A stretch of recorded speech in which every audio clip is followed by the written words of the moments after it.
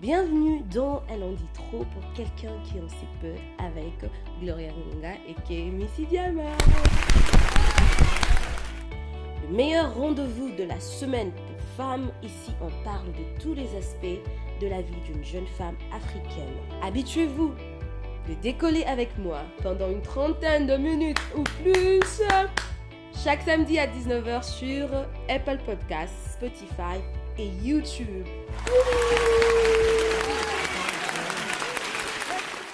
Hello. Donc, hello. Ok, j'ai pas la meilleure voix pour chanter, mais bon.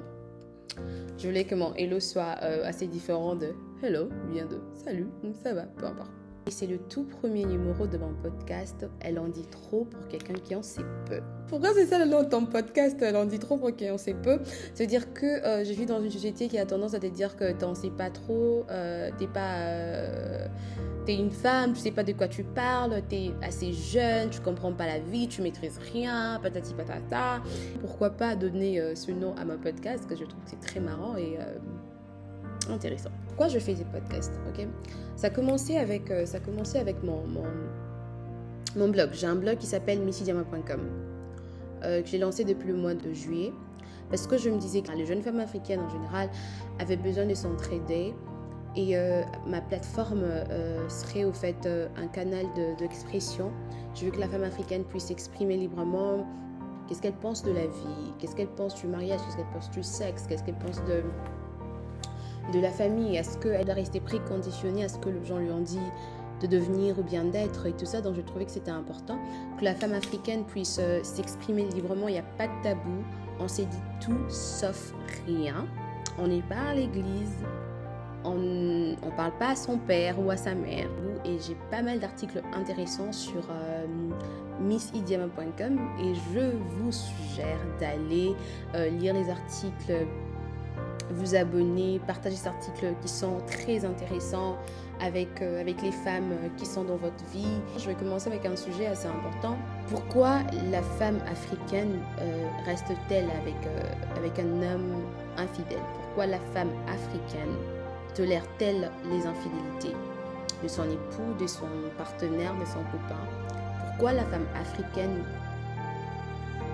ne quitte pas? C'est assez rare de voir une femme africaine quitter un homme qui trompe. Je me suis dit que c'était intéressant d'en parler parce que c'est une tolérance, c'est pas un comportement, c'est une tolérance qu'on voit même chez la jeune fille africaine de 17 ans ou de 15 ans qui a un copain qui la trompe, mais elle dit que c'est pas l'élément qui va faire en sorte qu'elle puisse rompre avec ce gars, avec ces petits garçons de son âge. Donc du coup, c'est pas seulement la femme mariée qui tolère ça, c'est même la jeune femme, la jeune fille qui n'a aucun engagement sérieux avec un homme. Elle a cette facilité de tolérer l'infidélité. Je me suis dit pourquoi la femme africaine en général tolère l'infidélité, tolère les infidélités de son partenaire. Ok, la question elle est importante. Donc on est dans une société africaine et c'est important que je donne des exemples africains.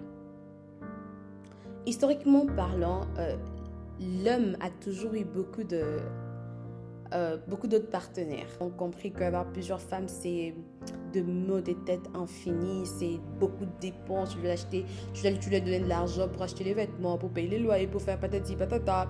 Certains hommes se disent que franchement, toutes ces dépenses-là, je n'en peux pas. Les hommes en Afrique ont toujours été polygames.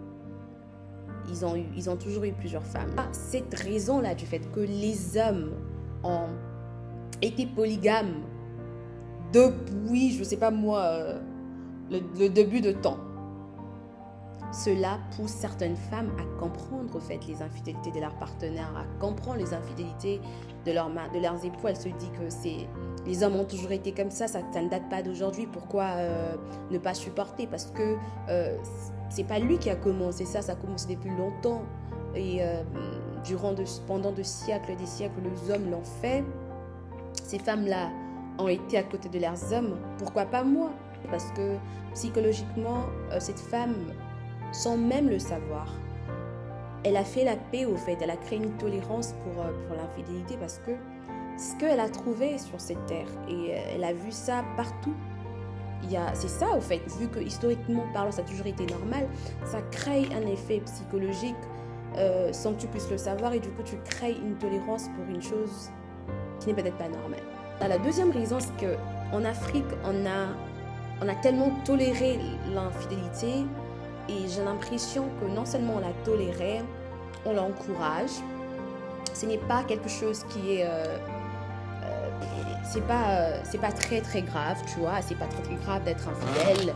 C'est pas comme si tu n'arrives pas à prendre soin de ta femme et de tes enfants. Les gens sont plus en colère contre toi parce que tu n'arrives pas à prendre soin de ta femme. Mais je connais pas beaucoup de gens qui seront en colère de toi parce que tu as trompé ta femme, tu vois. Donc, la fidélité a tellement été comprise en Afrique, tolérée. C'est pas un sujet de débat, c'est rien de sérieux, c'est normal, les hommes sont comme ça. La femme africaine qui subit au fait cette réalité, qui subit cette société qui lui dit que l'infidélité d'un homme est normale, on comprend mieux pourquoi cette femme ne va pas se décider de quitter son foyer, de quitter son mari, le père de ses enfants, ou carrément son copain, ou peu importe. Donc on comprend bien que cette femme ait du mal à quitter son foyer ou carrément à quitter cette personne parce que elle vit dans une société qui lui fait subir le fait que les hommes trompent. Ce n'est pas grave. C'est ça. Il y a ces trucs. Tous les hommes trompent et ce n'est pas nouveau. Ce n'est pas ton gars qui est le premier à le faire, il ne sera pas le dernier à le faire. Ton père l'a fait, ton grand-père l'a fait, ton arrière-grand-père l'a fait, tes ancêtres l'ont fait. Et ce n'est pas ton mari qui ne va pas le faire. Et ce sont de conversations que souvent la femme a avec sa mère, avec ses amis, avec le gens de l'église. Tant que femme, quand tu dis « Oh, mon copain m'a trompée et je l'ai peut-être quitté » ou bien « Je suis mal à l'aise à cause de ça » ou carrément « Je suis vraiment blessée ». Les gens qui te disent que tu dois apprendre à supporter ça parce que les hommes trompent. C'est normal. Les hommes se comportent comme des chiens.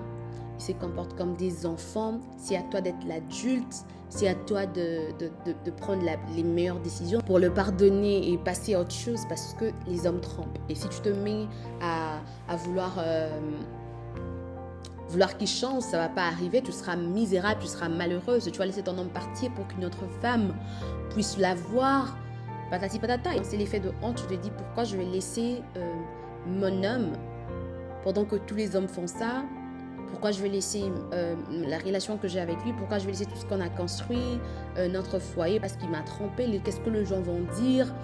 Et cette honte, au fait, pousse la femme africaine à rester avec un homme infidèle. Elle se dit que si mon arrière-grand-mère l'a supporté, si ma grand-mère l'a fait, ma mère l'a fait, je dois le faire. Si ma soeur le fait avec son mari, si ma voisine le fait avec son mari.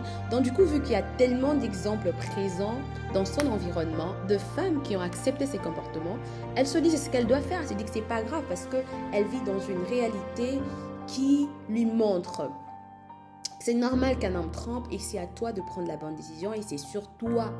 La décision est sur toi. Un homme se comporte comme un enfant, comme un bébé. C'est à toi d'être l'adulte et c'est à toi de prendre la bonne décision. Et la bonne décision, c'est de pardonner à ton homme, d'avancer et d'espérer peut-être qu'il va changer ou carrément de ne pas prêter attention. C'est pas juste que c'est cet homme, au fait, qui est infidèle. Et cette personne t'a fait tout ça, mais c'est à toi, au fait. C'est comme si, bon, moi, je t'ai déjà fait ça et je suis désolée. Et qu'est-ce que tu en penses maintenant? On avance ou on arrête? C'est que la société se dit, ok, cet homme t'a déjà trompé, t'as déjà fait tout ça, et c'est à toi, soit tu le pardonnes, ou tu le quittes. Mais si tu ne les pardonnes pas, tu n'es pas une bonne femme, parce que tu dois savoir que les hommes sont faibles. C'est à toi de te dire, ok, malgré que mon homme m'a trompé, je dois me focaliser à sauver mon foyer, je dois me focaliser à sauver notre relation, et c'est à moi de faire ça. Une relation, c'est deux personnes. Une relation, c'est deux personnes. Et ton partenaire doit autant vouloir être dans la relation et sur la relation que toi. Sinon, tu es en train de travailler seul. Et c'est pour ça qu'il est en train de tromper, parce que tu es dans une relation seule. Et lui, c'est un invité qui vient et qui part, comme bon lui semble. Donc, je pense que c'est une mauvaise façon de réfléchir. C'est une mauvaise façon de réfléchir, de donner cette honte à la jeune femme africaine, de lui dire que si tu quittes ton ménage ou ton mari, ou bien si tu quittes ton copain parce qu'il a trompé, tu n'es pas une vraie femme. C'est à toi d'être l'adulte dans la relation, mais bullshit, whatever. C'est du n'importe quoi, c'est vraiment du n'importe quoi.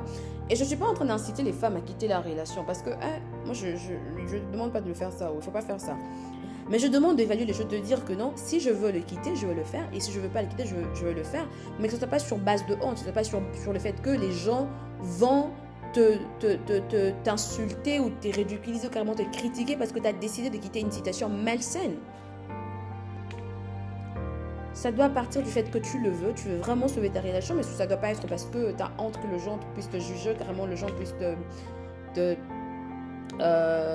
pointer du doigt ou carrément t'insulter, carrément te ridiculiser ou te critiquer. Non, ça doit partir du fait que tu veux le faire et tu veux le pardonner parce que ton partenaire, carrément tu l'aimes, parce que tu penses que votre relation a encore une chance de réussir.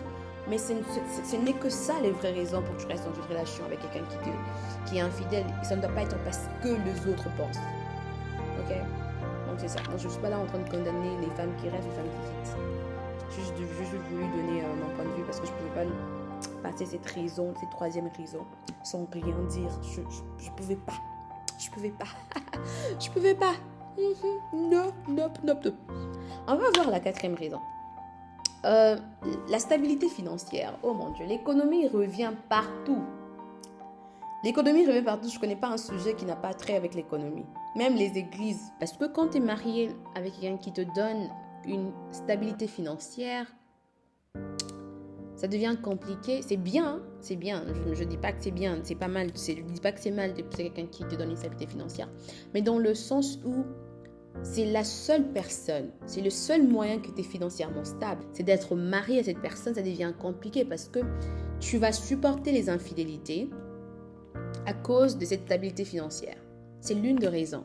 Il y a aussi des femmes qui ont étudié, des femmes qui ont du travail, qui travaillent, des femmes professionnelles, mais qui aiment toujours cette stabilité financière. Donc ça veut dire que si j'ai un homme qui m'achète un sac Louis Vuitton, j'ai un homme qui m'achète une montre Rolex, j'ai un homme qui m'achète un appartement, une villa, une G-Wagon, peu importe, qui me paye de billets business class pour faire le tour du monde, patati patata, qui m'emmène en France, déjeuner aux Champs-Élysées, peu importe les raisons, qui me donne cette stabilité financière, qui m'achète beaucoup de choses, qui prend soin de ma mère, de mes frères, de mes soeurs, de toute ma famille, qui paie les études de tout le monde, on a tendance à regarder à côté, à se dire que si c'est les prix que je dois payer pour avoir tous ces luxes que j'ai, tous ces avantages que j'ai, c'est les prix que je vais payer, quoi. Donc c'est ça.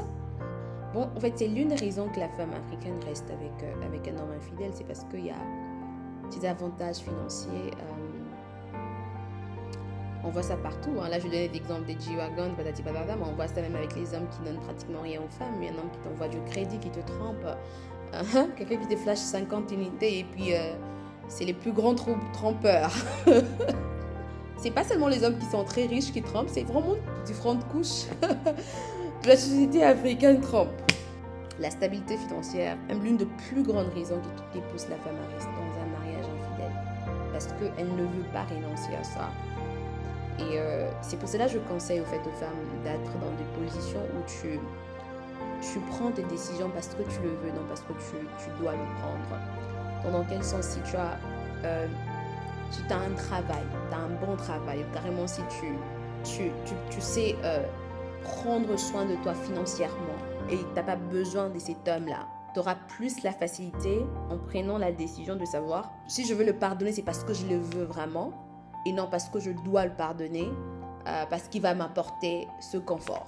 Donc, avoir l'indépendance financière, c'est un sujet que c'est un sujet pour un autre jour. L'indépendance financière pour une femme, c'est quelque chose de très, très important. Et aussi longtemps que tu n'as pas cette indépendance financière, tu seras vulnérable face à un homme qui prend soin de toi à 100%. Je ne demande pas aux femmes qui sont mariées aux hommes qui prennent soin d'elles à 100%, de quitter leur foyer parce qu'un homme a trompé et tu as les loyers que tu dois payer, patati patata. Je ne conseille pas aux gens de faire ça non plus. Mais ça veut dire que c'est important pour les jeunes femmes. Je suis en train de parler à la jeune femme africaine. C'est important que tu puisses être financièrement indépendante. Cela va te permettre d'avoir des options et de pouvoir prendre des décisions qui sont bien pour toi. Et tu ne seras pas dans une position où tu seras toujours en train de compromettre ton bonheur ou ce que tu veux faire parce que cette personne a la clé sur tout, en fait, sur tout ce que tu vas faire financièrement.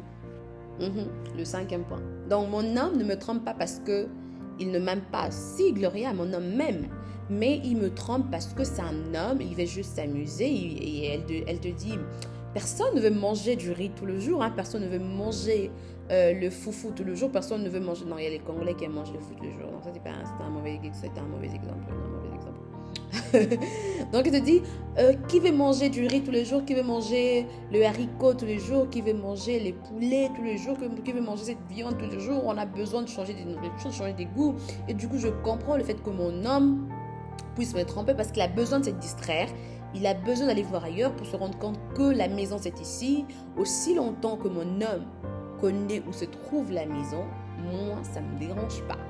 J'ai compris que cette femme, elle ne prend pas les infidélités de son homme comme quelque chose de nuisible. Ce n'est pas nuisible pour elle parce qu'elle se dit, aussi longtemps qu'il connaît l'adresse de la maison, qu'il connaît où se trouve la maison, et aussi longtemps que moi j'ai cette alliance, c'est tout ce qui compte. Le reste, je m'en bats le couille, je m'en fous complètement parce que il sait qui est sa femme, il sait avec qui il y a les enfants, il sait où se trouve la maison, il sait que je suis sa femme, c'est moi madame un tel, et ça ne me dérange pas.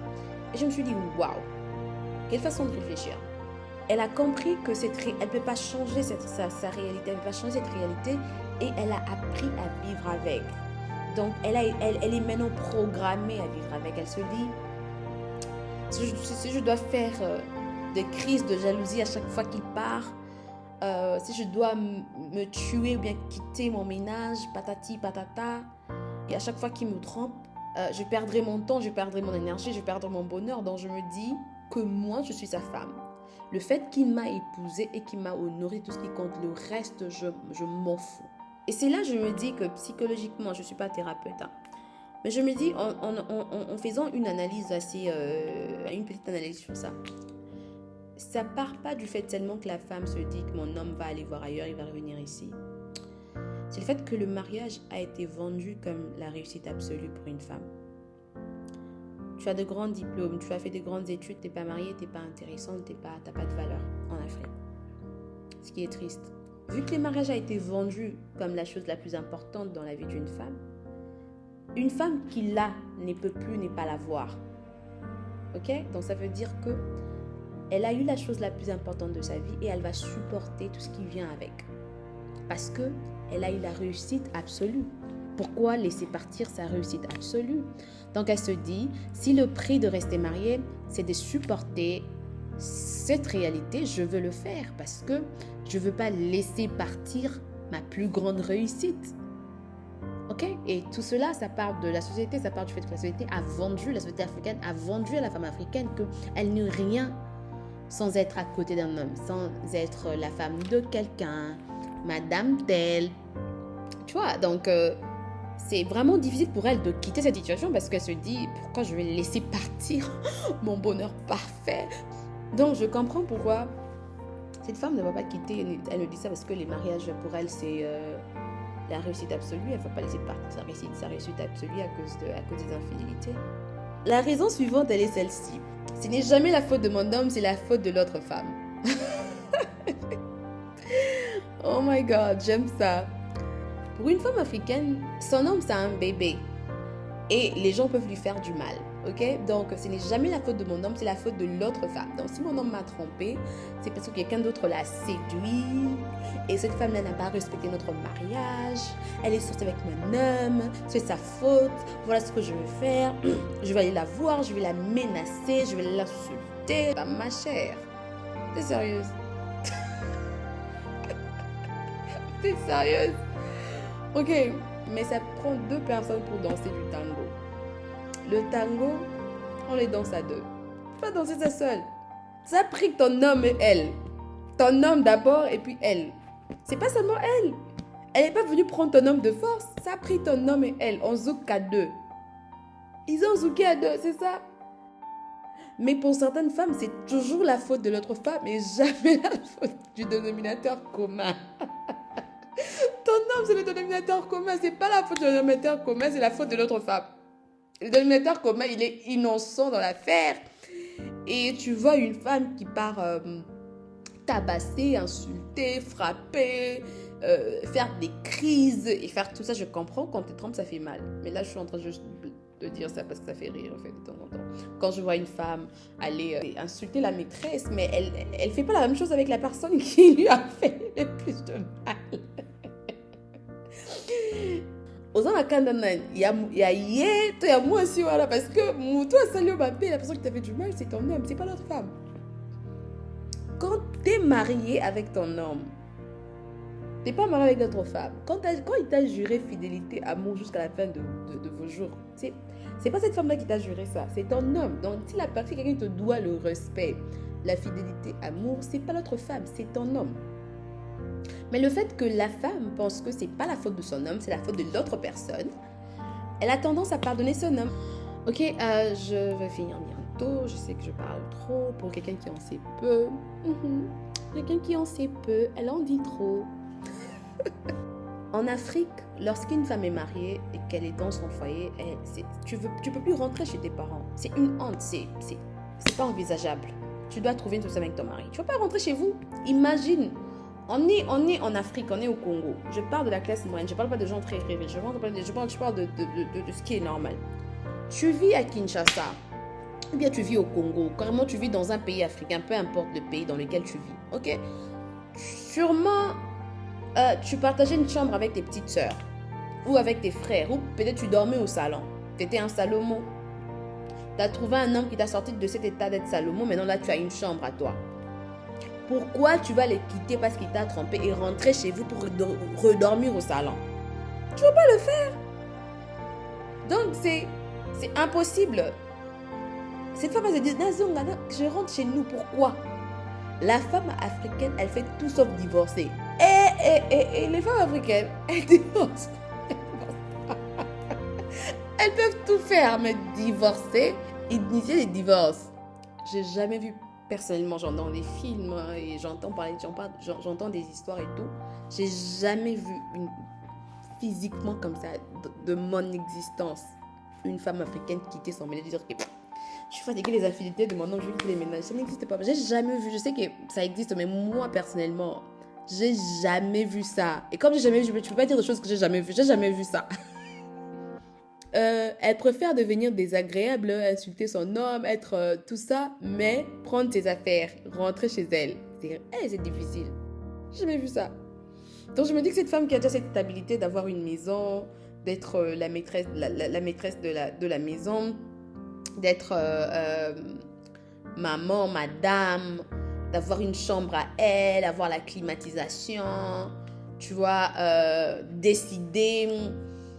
Elle ne va pas quitter son ménage pour rentrer chez elle et dormir au salon. Donc, c'est inconcevable. Et puis, nos familles, les Africains, quand tu es marié, on te respecte. Quand tu quittes les mariages et tu rentres à la maison, tu commences maintenant à te disputer le matin avec tes petites sœurs. Oh, ça c'était mon pain. Tu as mangé mon pain. Tu as bu mon petit sachet de Nestlé, mon petit sachet de Nido. Donc, ces enfants-là, ils te manquent du respect comme papa. Tu te dis, bon Dieu, pourquoi je n'étais pas restée dans mon ménage? Pourquoi je suis rentrée ici? Et quand cette femme africaine-là, elle se fait ces films-là de rentrer chez elle, de commencer à partager les lits, le même lit avec sa petite sœur, ou bien avec quelqu'un de sa famille, de partager le même drap, et de manger avec tout le monde dans une petite assiette. Et quand elle regarde encore que ses enfants vont me manquer du respect parce que j'aurai plus un peu d'argent, qui va m'acheter les crédits, quand elle pense à tout ça, elle va plus rentrer chez elle. Elle se dit quoi? Toi aussi, et ici, la cacao, on va seulement trouver une solution. Elle ne va pas rentrer chez elle. Jamais, elle ne va pas le faire. Elle ne va pas le faire. L'infidélité d'un homme n'est pas un choc. Quand tu annonces ça aux gens, ils ne sont pas choqués. Ils ne sont pas genre, tu dis, mon homme m'a trompé, genre, oh, comment il t'a trompé? Comment il t'a fait ça? Tu ne le mérites pas. En Afrique, quand tu as quelqu'un qui mon homme m'a trompé, il dit, ok. C'est tout. Parce que cette personne-là à qui tu dis ça, elle a sûrement été trompée. Elle était dans le même scénario. Elle a pardonné. T'es pas exceptionnel. Toi, t'es pas exceptionnel. Tu peux être là. Non, t'es pas exceptionnel. On trompe tout le monde, y compris toi. Bienvenue au club. Bienvenue au club. Donc, en Afrique, l'infidélité d'un homme n'est pas un choc. C'est pas un choc, c'est normal, ça a été normalisé, c'est l'une des choses les plus normales qui existent. Et les gens ont plus tendance à croire. C'est tellement normal au point où on a du mal à croire qu'il y a des hommes qui ne trompent pas. That's how bad it is. Dans le sens où quelque chose qui n'est pas censé être bien, mais on a plus la facilité de croire que tous les hommes trompent, mais on a du mal à croire que ce n'est pas tous les hommes qui trompent. On a tellement été programmés à penser comme ça que quand tu rencontres quelqu'un, moi personnellement je crois que c'est pas tous les hommes qui trompent.